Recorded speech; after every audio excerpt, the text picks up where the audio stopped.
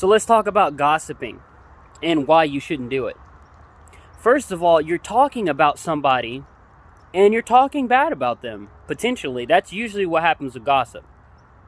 And the thing is, why are you so involved in their lives? Like, why are you talking about them? Did they do something that you're proud of? Did they do something you didn't like? That's typically what it is.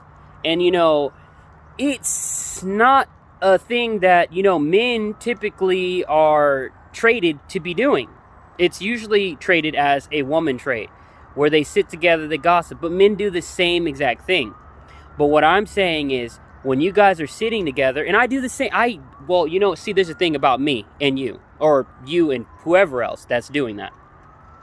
Once I notice what I'm doing, then I make it my effort to start changing those things, because what does it benefit? What am I benefiting talking about another grown-ass man or another grown-ass woman and talking about what they got and what I don't have, and, how I want this, or how they got this, or how they're doing this, and all that shit, Now, I have had someone come up to me and they said, they'll be like, "Hey, David, you were talking about me." And I'm like, "Yeah, I was."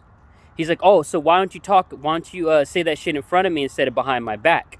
And I told them, I said, "Well, you're not always present." So the funny thing is, sometimes you will talk about someone and they're not present. But if you're sitting there having a whole conversation going back and forth, I hope you're coming up with solutions instead of just talking about another man or woman or whoever else. Because honestly, if you're paying that much attention to their lives, you probably should pay more attention to your own.